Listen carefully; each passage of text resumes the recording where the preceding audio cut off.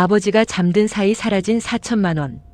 평범한 어느 날 아침, 눈을 뜬 아버지는 휴대전화가 보이지 않는다는 사실을 알아챘습니다. 잠시 후 계좌를 확인한 그는 더 큰 충격을 받았습니다. 수천만 원이 이미 빠져나간 뒤였습니다. 울산지검은 10대 남매를 강도와 컴퓨터 등 사용 사기 혐의로 불구속 기소했다고 밝혔습니다.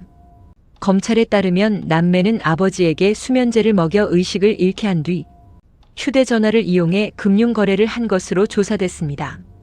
가족 안에서 벌어진 사건이라는 점은 많은 사람들에게 충격을 안겼습니다. 하지만 범행은 하루아침에 우연히 일어난 일이 아니었습니다. 검찰은 범행이 시작된 순간이 커피 한 잔이었다고 밝혔습니다. 2부에서는 커피 한 잔에 숨겨진 비밀로 계속됩니다. 여러분의 구독과 좋아요는 큰 힘이 됩니다. 커피 한 잔에 숨겨진 계획. 평소와 다르지 않았던 아침. 아버지는 가족이 건넨 커피를 마셨습니다. 하지만 그 안에는 예상하지 못한 것이 들어 있었습니다. 검찰에 따르면 남매는 수면제를 가루로 만들어 커피에 섞은 뒤 아버지에게 마시게 한 것으로 조사됐습니다.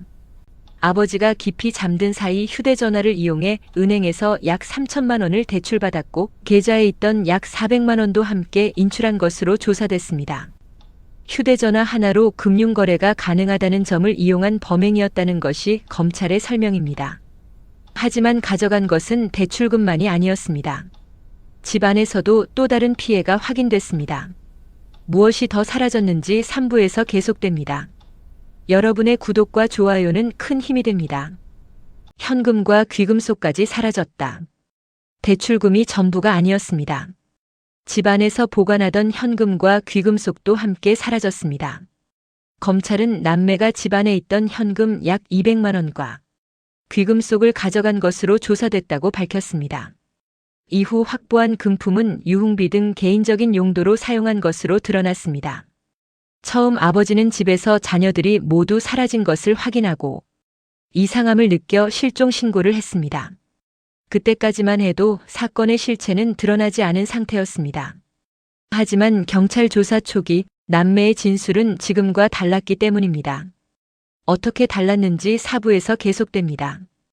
여러분의 구독과 좋아요는 큰 힘이 됩니다. 처음엔 모든 혐의를 부인했다. 수사가 시작됐지만 사건은 쉽게 풀리지 않았습니다. 경찰 조사 초기 남매는 범행에 가담한 사실이 없다고 부인한 것으로 알려졌습니다.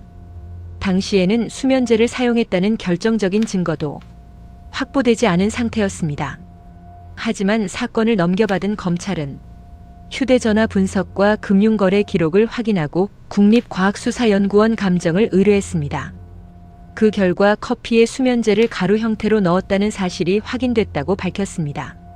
수사는 새로운 국면을 맞게 됩니다. 검찰은 결국 이 사건의 성격을 단순 절도가 아니라고 판단했습니다. 마지막 5부에서는 검찰이 내린 최종적인 판단을 확인해 보겠습니다. 여러분의 구독과 좋아요는 큰 힘이 됩니다. 검찰이 내린 최종 판단. 같은 사건이라도 적용되는 혐의는 크게 달라질 수 있습니다. 이번 사건도 그랬습니다. 검찰은 아버지가 수면제로 인해 항거할 수 없는 상태였다고 판단했습니다. 이에 따라 남매의 행위를 단순 절도가 아닌 강도와 컴퓨터 등 사용 사기 혐의로 보고 불구속 상태로 재판에 넘겼습니다. 이번 사건은 가족 간 신뢰를 이용한 범행이라는 점에서 사회에 큰 충격을 안겼습니다. 현재 사건은 법원의 판단을 앞두고 있으며 향후 재판 결과에 관심이 모이고 있습니다.